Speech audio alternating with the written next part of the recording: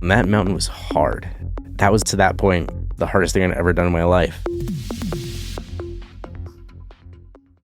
The Final Summit is produced by Bloodstream Media and made possible thanks to our sponsor, Tremo Pharmaceuticals. Visit resethastudy.com to learn more about their work. The Final Summit was also made possible by support from Genentech. Visit genentechhemophilia.com to take a look at how they are supporting the hemophilia community. When I crashed my mountain bike in August of 2013, I had already begun planning to climb Denali, North America's highest peak. Denali was going to be the hardest climb to date by far. There were no porters to help carry gear, and there was so much more of it. Denali can experience some of the worst weather even in their summers, and you have to plan for week-long weather delays, which are common. I didn't get in as much training as I would have liked, but in late June of 2014, I headed to the mountain. I was going to attempt summit number 4. I just needed to stay within my limits, and it would all work out. Our third night on Denali saw a significant storm. Our camp was located in the middle of the Kahiltna Glacier, and snow was falling in massive amounts. Every 30 minutes, my tent mate Vibeke and I would take turns exiting the tent to brush off the snow. If we didn't, we risked a collapsing tent or the accumulated snow cutting off our airflow. When the snow finally let up, our camp was surrounded by 3 feet of new, fresh snow. It was so still and quiet. It was like our camp was this oasis in this broad, vast, snowy expanse. It was a beautiful day, but with so much new snow, avalanche danger was extremely high. So we waited an entire day for the snow to settle. Early the next morning, we started preparing our move. Unlike some of the other climbs, you need a lot of gear to climb Denali. The temperatures in summer can dip close to 30 below, and the erratic weather could leave a team trapped for days. That meant lots of warm gear, robust tents, tons of food and fuel for the trip. All this had to be carried on the backs of the team, or in our sleds that we dragged behind us. For me, it meant my pack was around 60 pounds and my sled another 50. I was almost carrying my entire body weight up the mountain. The next section was untrekked. No one had walked on this snow since the storm. It didn't matter we were wearing snowshoes. With our heavy weight, we were going to sink. I was on the first rope team behind our guide, Mike Gardner, a young, fit guy that made climbing look easy. He pulled out onto the fresh snow and promptly sank at least a foot. I followed shortly behind, matching his steps. Mike wasn't struggling at all, but a few steps in, I realized this was hard. My gut wanted to ask Mike to slow down, but my brain was insecure about looking weak. I didn't want the team to think I couldn't keep up, that I was less than them in any way. My legs were screaming. I couldn't catch my breath, but I refused to quit. The untracked snow was only 150 yards. I could push through. But when I reached the packed trail, there was no relief. The trail angled uphill. I still didn't want to ask for a break. No one else seemed affected, so why would I be? Why should I show that I was weak? Eventually, my body gave me no choice. I told Mike I needed to stop. But by that point, I had already pushed myself too hard. My body wasn't recovering quickly. I was hurting. I was disappointed. And I was embarrassed. I couldn't believe I did it again. I didn't listen to my own body, even though I knew I had to stop.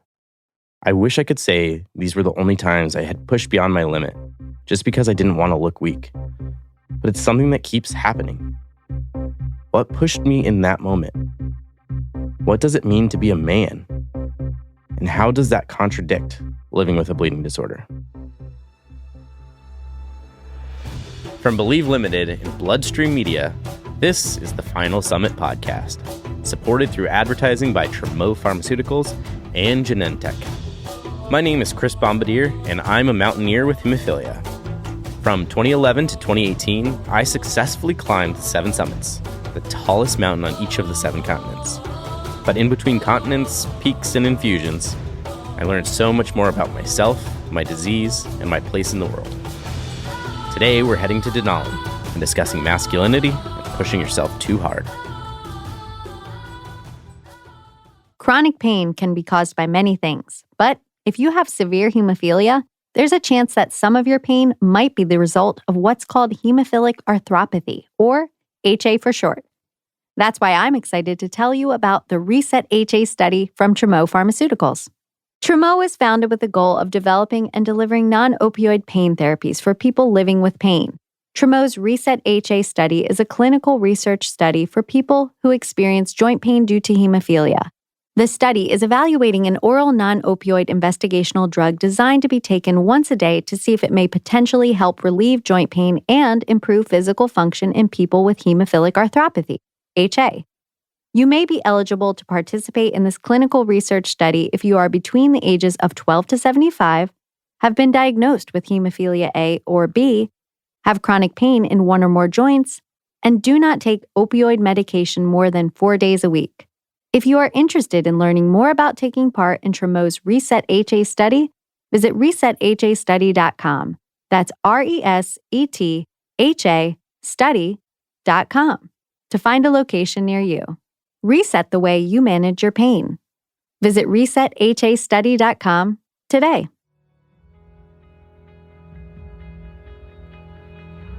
Denali was special. The biggest reason was because it was the same mountain that my Uncle Dave climbed. That his stories on that mountain were what really sucked me into climbing and making it like this appealing, exciting thing for me to try. And I learned a lot on that mountain. That mountain was hard. That was, to that point, the hardest thing I'd ever done in my life. I do appreciate, though, that your willingness to be vulnerable about this topic, especially as somebody who has now become so associated with physical prowess and achievement.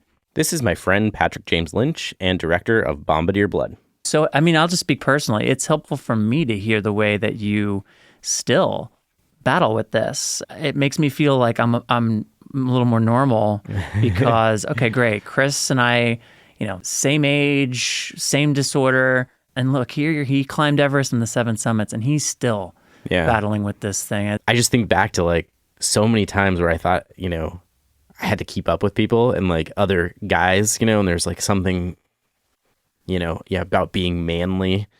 And one of the topics that we've chatted about many times has been this concept of like masculinity and how that competes with our, having a bleeding disorder, being a man with a bleeding disorder. Yeah. What does that mean? So I guess I'd like to kind of kick it off with that is like, what does masculinity mean to you? I know that's a very broad question to start with, but questions, Bombardier. You came in swinging today. I don't know. I ask myself that. Yeah. I ask myself that because I feel as though on some level that I believe I'm not living up to some idea of it that I don't even know where that idea comes from. I don't even know that I can define that idea. What I can tell you exists is the sense that I'm not living up to it. And it's frustrating, and it absolutely has to do with hemophilia, and from a very young age feeling different and like I wasn't enough and I needed to be adapted for. And something too that would drive me, I mean, as a kid actually it didn't drive me crazy. I was aware of it. It made me uncomfortable. As an adult looking back, it makes me angry, and is certainly something that has fueled me, is that there were not great expectations placed on me. I wasn't expected to achieve at the same level as a lot of the other boys and girls in my classes. As long as I was safe and present, it was a victory. I feel like there's these societal pressures, that we grew up with, and people still continue to grow up with, of like what it means to be a boy or a man. Yeah. And then having this condition where you're like supposed to be careful and safe, like goes against all of those societal things that are like bombarded at you, right? Oh, yeah. Like you're supposed to stand up for yourself. You're not supposed to cry. You're not supposed to show any weakness. When literally, if you have a bleed, you're probably going to cry because it hurts like crazy. Yeah. And then you're having to sit out a gym class and you look weak. There's the sort of societal definition of masculinity and manhood. Once again, my wife, Jess. I think Chris has struggled to live up to that definition of it in what he thinks he should be in order for others to see him as masculine, which is, I think, that sort of macho, super fit kind of persona, which I think is ridiculous anyway. I think that circles back to his sort of feeling of less than. If you can't do all of these super physical activities, and you must not be manly. I think anything that he's done, including the climbing, has always been to prove something to himself more than anyone else, because he's had this feeling for so long of not being good enough. And if he could do something monumental like this, then somehow for him it made him feel like he was accomplished. He feels he has to perform almost to like a certain level or in a certain way in those physical activities in order to be considered manly or masculine. And I think the injury component of the hemophilia, that's when it really triggers something in his mind. For some reason, when he's injured, he sees it as this weakness, as a direct result of his hemophilia, of this inadequacy, instead of just like, everyone gets hurt. You know, everyone would have gotten hurt if they smashed into a rock. I just was always finding myself in situations where I had to kind of fumble around, or what I actually learned to do, and is another thing that I still do today that ties into all of this stuff and is something I'm working on, is I would present well, but I would be suffering internally. Yeah. I wouldn't want anyone to see, like you said, I wouldn't want anyone to see that I was weak or feeling vulnerable or feeling scared. So I would just kind of become some version of a wallflower and just try not to get noticed. I spent a lot of time as a kid, especially in social settings, and as an adult, frankly, just actually trying not to get noticed. Yeah. And just trying to get by. Yes, I present well in life, and I can literally, as a presenter on stage, or like, I can present well, but those are skills. As a person, my default is to hide. Yeah. Because I'm scared. It's almost like you're like putting a mask on, or you're acting in some sort of way, right? You're like, you can't see me, you know, like, oh yeah, I'm presenting now. Yeah. Now I'm doing this thing, but like take that away, and then suddenly it's just me. And what me, there's fear there, and there's sense of inadequacy and insecurity that I'm not enough. And if you get to know me, you're going to see that too. Yeah. And I think I went the opposite way in some instances. Really? How? In the sense that like, I was so scared somebody was going to discover that I was weak or, you know, delicate. Yeah. That I would almost be the aggressor sometimes. Yes. To like prove a point. So, and I was also short and pretty small. So there's another, we can talk about that whole complex too. But I just remember, you know, as a kid, anytime I felt like somebody was picking on me, and I always used to remember this, like somebody would pick me up when I didn't want to be like picked up, you know, as like the little kid or the smaller guy in class, they'd like pick you up. I would just go and shove them and like get in people's faces. And I think it was like a defense mechanism of like, see, I'm not weak. Like, don't mess with me kind of thing. Yeah. And I think it was totally like a defense mechanism, because I think back in my mind is like, oh God, I hope they don't like actually like hit me back full on. Pretty early on in our relationship, we started talking about some of the things that you had been denied in life. Like we talked about how you had tried applying to the military. Like you called and were like, hey guys, are you interested in a hemophiliac? And they're like, no thanks. Yeah, very short discussions. Yeah. And then you thought like, let's call the other branches and see if their answers are different.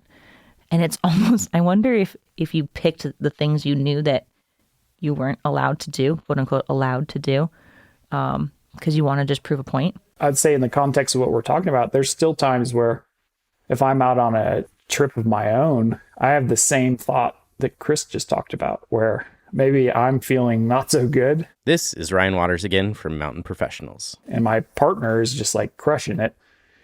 And I'm starting to doubt, like, did I train hard enough? Am I in the right place? Am I prepared for this journey? You know, so it happens to everyone. I think one of the things growing up with hemophilia is like always feeling like I had to prove something, and like, you know, especially younger, like would push it a little bit too far.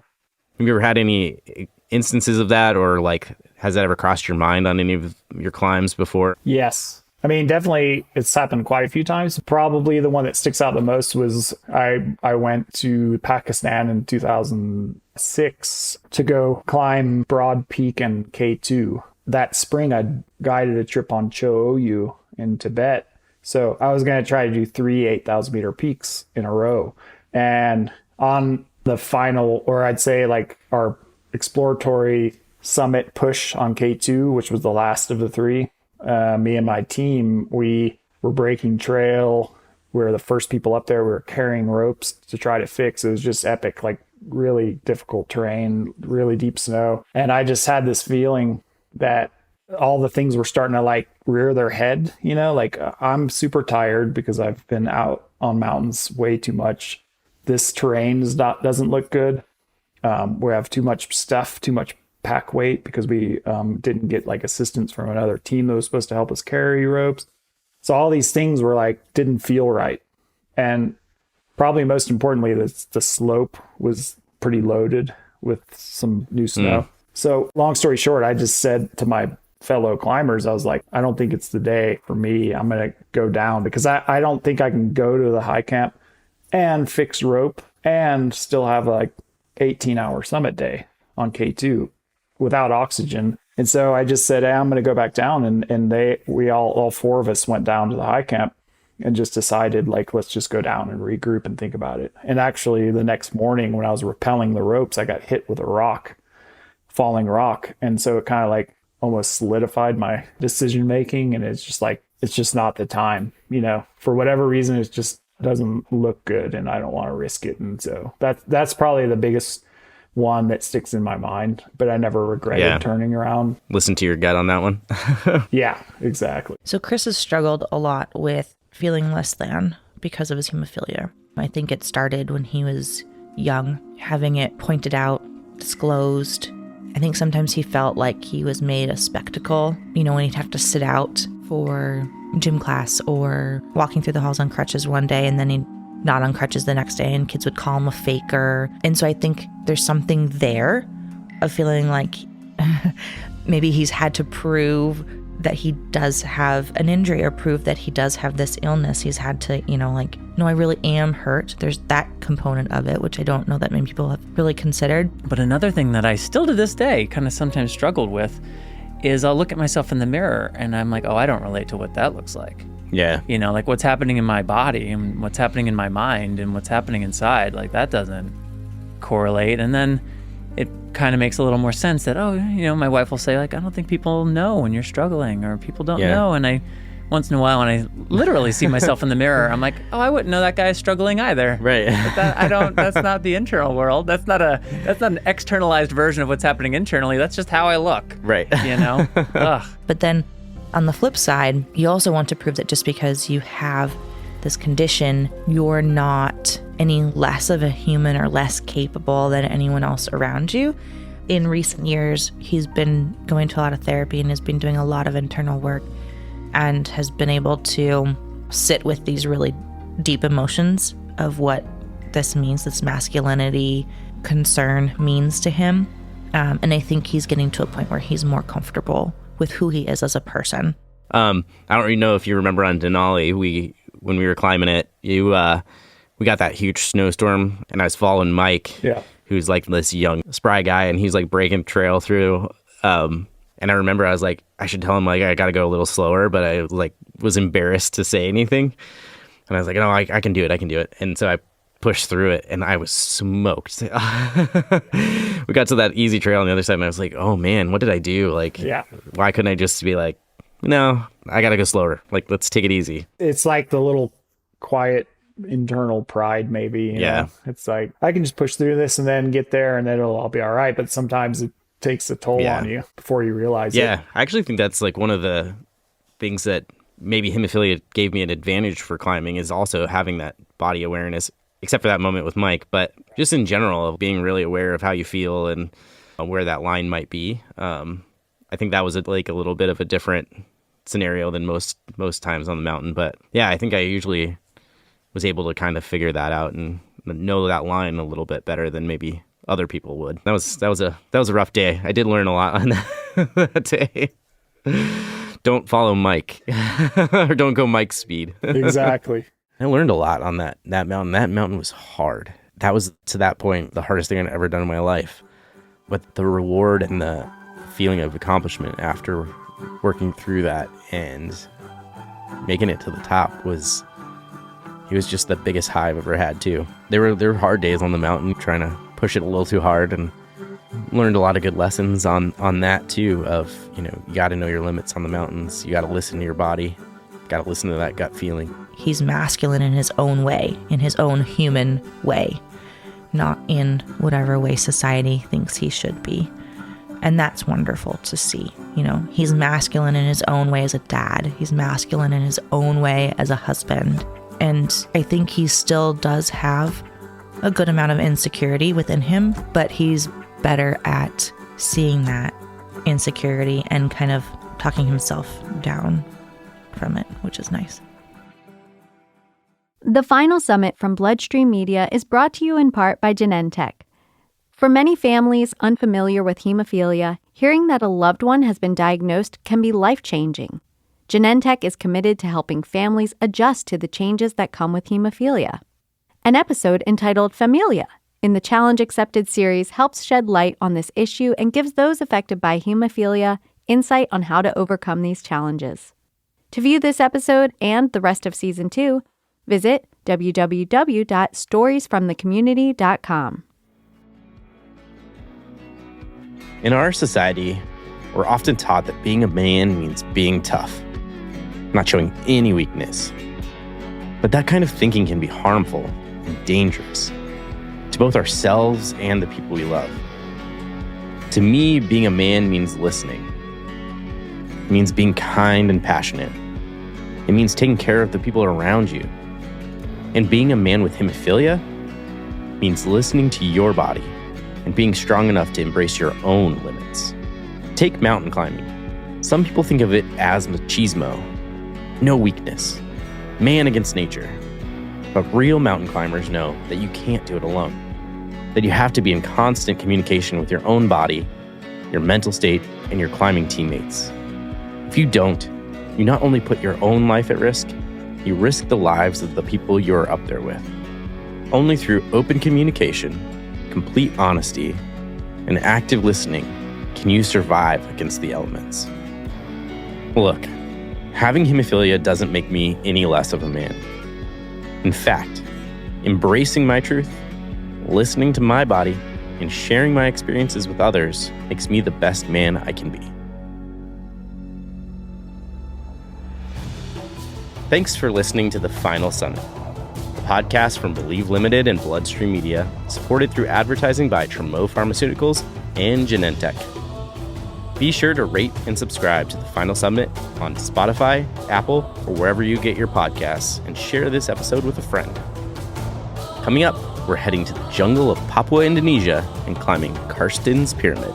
The underlying driver of it was always about save one life and helping other people or bringing a spotlight to other people with hemophilia. I'm Chris Bombardier. Until next time, find your outside. To learn more about Chris's work with Save One Life, visit saveonelife.org. The Final Summit was written by Chris Bombardier and Drew Johnson, produced and directed by Keith Cornella, edited by Greg Bernhard, artwork by Christina Newhart, executive produced by Patrick James Lynch. The Final Summit was made possible by advertising support from Tremo Pharmaceuticals. Visit resethastudy.com to learn more about their work. The Final Summit was also made possible by advertising support from Genentech. Visit Genentech Hemophilia to take a look at how Genentech is supporting the hemophilia community.